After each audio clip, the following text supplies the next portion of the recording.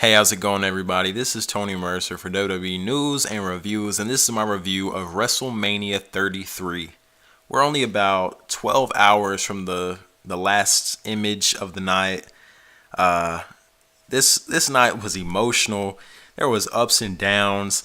There was returns, retirements. There was really good matches. There was some shit matches. There was a proposal, and there's a lot of people complaining. There's a lot of people giving it praise. I thought it was a good event.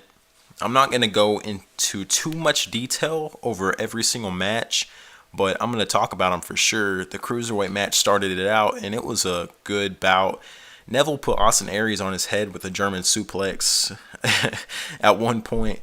And that was a nasty spot, but the Cruiserweights showed that they deserve to be on the main show. Hopefully, this will elevate them to the main show next year. Neville picks up the win with the Red Arrow. Great match. Andre the Giant Memorial Battle Royal. Okay, this is my complaint with the Battle Royal. Let me start complaining. You have Big Show. It's his last WrestleMania. You have Braun Strowman. He's a monster heel. These guys are gone within the first 6 minutes of the match. Sami Zayn, underdog from the underground that everybody likes. He's not even in the final two. He gets eliminated. Now, granted, his elimination came at the hands of Killian Dane, who's in the NXT group Sanity. So that I was okay with. But the fact that if Braun wasn't going to win, Sami should have won. Instead, Mojo freaking Rawley picks up the win after Rob Gronkowski gets involved. Man, I hate Gronkowski. God, I did not enjoy that. There was when Jinder Mahal threw a drink in Rob Gronkowski's face. That's why I got involved. But a security guard bum rushes Rob and puts him up against the barricade. That was funny. He gets in the ring, gives Jinder Mahal a shoulder block, and Mojo freaking wins the Andre the Giant Memorial Battle Royal. I hope Andre is proud of you, Mojo. Anyways, moving on to the main event of the kickoff show. Baron Corbin versus Dean Ambrose for the Intercontinental Championship. A lot of people were complaining about this match being on the pre-show. I disagree because it was a shit match. Can you imagine that on the actual show? I don't know if it was the weather because it was hot. It was like 80 something degrees at that point, or if they just weren't inspired because they got moved to the pre-show. I don't know what it was, but it was not a good match. The best spot was when Baron Corbin goes for a dirty deed. Not Baron. Did I really just say that? Baron Corbin goes for End of Days, and Dean Ambrose twists around his body and hits him with the dirty deeds, and he picks up the win, retains his title. That was the best spot of the match. It's the only spot we're talking about. Moving on to the main show, we get the match of the night as the opener. Now, some people will argue that this wasn't the match of the night due to what happens later on, but AJ Styles and Shane McMahon, I told them in the prediction video, I think this has the ability to steal the show, and that it did. It was a traditional wrestling match, and Shane McMahon was wrestling with AJ Styles. AJ hit him with his Styles Clash. Shane kicked out. It was a great match. Shane goes for his elbow drop through the announce table, and on SmackDown, he couldn't even hit that. At WrestleMania, he almost flew over the table. Great spot. And then there was a ref bump, and AJ gets trash cans in the ring, and AJ Styles goes for a coast to coast, and Shane hits him with a trash can, puts him in the corner. Shane hits the coast to coast, and then goes for a shooting star press. He gets so high in the air. I've seen him do it one time, like 15 years ago on Vince McMahon, but this was way better than that, and he's 47. AJ hits him with a phenomenal forearm following that, and he picks up the win. Great match. Then we have the United States Championship match, Jericho versus Owens. This was a good match too. It wasn't as good as I thought it would be. It was a good match. I thought the storytelling was there. Best spot of the match was Kevin Owens goes for a pop-up powerbomb. He pops up Jericho, and Jericho comes down and hits a code breaker. Sick spot.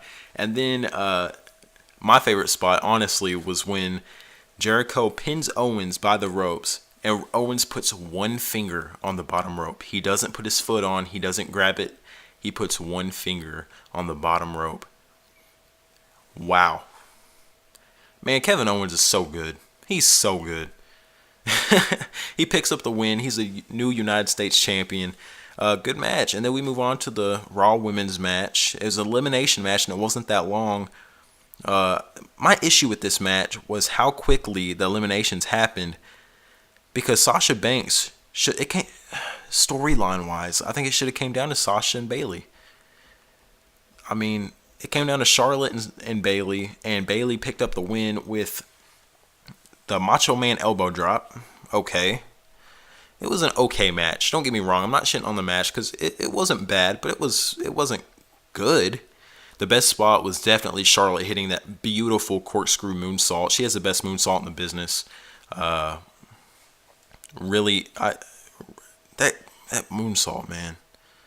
But moving on to the best spot of the night, to the best moment.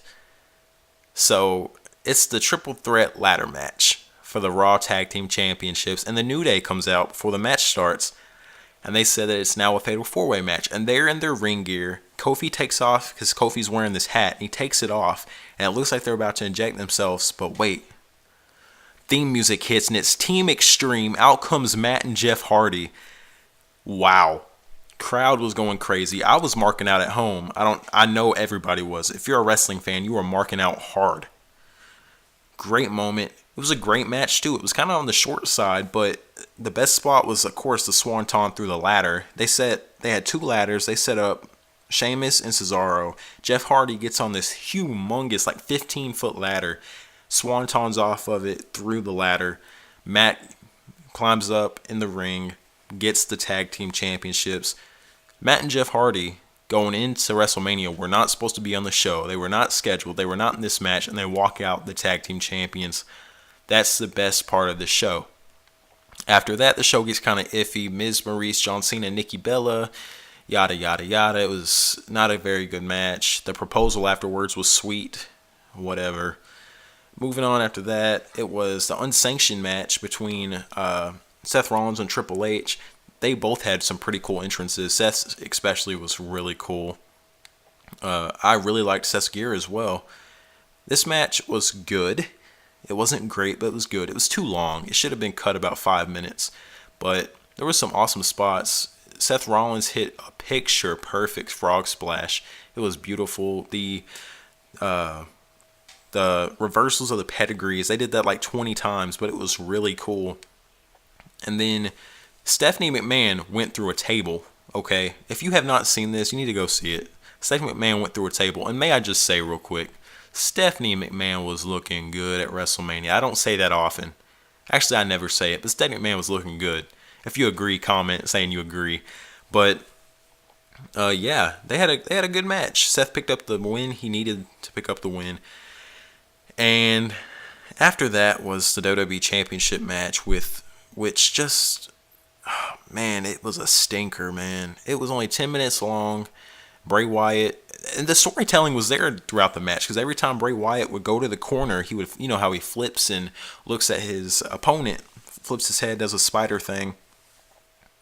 The ring, they had pictures, I guess, above the ring, and it would show down like a projector, and it would show down on the canvas, and it was like worms and roaches and maggots and all this stuff, and it was cool. And then all of a sudden, one RKO out of nowhere. Now I know Randy Orton hit an RKO on the outside earlier in the night, but this RKO was just all of a sudden, and the match was over in 10 minutes. Man, I was so disappointed. I thought Bray was gonna win and Randy win. I'm fine with a Randy win, but the way he won was it was a bad match. Probably my least favorite match. Not saying it was the worst of the night, but my least favorite. And then came a surprising match for the Universal Championship, Brock Lesnar versus Goldberg. I'm just going to give you a quick rundown of how this match went. So, Brock Lesnar starts with 3 German suplexes to Goldberg. Goldberg spears him. Goldberg spears him again. Brock rolls to the outside, and Goldberg spears him through the barricade. Gets back in the ring, spears him again, gives him a jackhammer, 1, 2, and Brock kicks out. So Goldberg is setting him up for another spear, and Paul Heyman's on the outside screaming, Brock! Brock, he's in position! Brock! Brock, he's in position. It was pretty funny. Goldberg runs to do the spear, and Goldberg runs to do the spear, and Brock jumps over him. I forget how athletic Brock is because of how big he is. But, man, he is an athlete. Like, he jumps over him. He gives him 7 more suplexes, of course, making it a total of 10. And then he gives him an F5 for the win. It was a surprising match. It was under 5 minutes. It was like 4 minutes, 45 seconds, but it was a good match. Not a good match, don't get me wrong. It was a surprising match. Not a good match, a surprising match. But then we get the close of the show. I understand why people are complaining. The first 2 hours of this WrestleMania kicked off, and it looked like this was about to be one of the best. And I'm not including the pre-show. I'm talking about the main show, first 2 hours. I was reading Twitter, this is the best WrestleMania ever, of course, after the Hardys came out. And then the final about 6 matches were not that, there was Triple H and Seth Rollins, and that one was okay. That one was a good match. Other than that, the rest of the matches just weren't very good after the latter match. The women's match got 5 minutes. Naomi won. And then the main event, which saw the Undertaker, he looked bad. I rewatched it this morning because I fell asleep during it last night for a couple minutes. But I watched it this morning, and man, he just did not look good. It was kind of botchy, and it was a no holds barred match, but they only used a chair, and I think they used a table, or the announce table maybe. I don't remember. And I just watched it. But yeah, Reigns hit him with like 4 Superman punches and 4 spears, and Undertaker lost, bringing his record to 23-2. And then, in a very emotional moment, Undertaker puts on the trench coat and hat, takes off his gloves, takes off his trench coat and folds it, takes off his hat, puts it on top of everything, and he walks out. And for the first time on WWE television, he breaks kayfabe and gives his wife a kiss in the front row, which is Michelle McCool. And he walks up the ramp, looks back at the WrestleMania sign, sticks his arm up like he always does, and that's the end of WrestleMania. Man, overall, I thought this WrestleMania was solid. I'd give it a good 7 out of 10, I'd say. I know last night I gave it 8 out of 10, but rewatching it, it was too long. It was too long. They had some shit matches. They had some good matches. But the Reigns Taker match was not very good at all. And I feel bad for Roman Reigns. The look on his face, he did not want to be in that ring because he left pretty soon.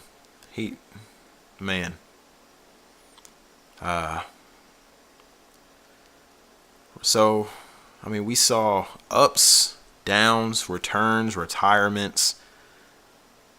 It was a great night for wrestling, it was.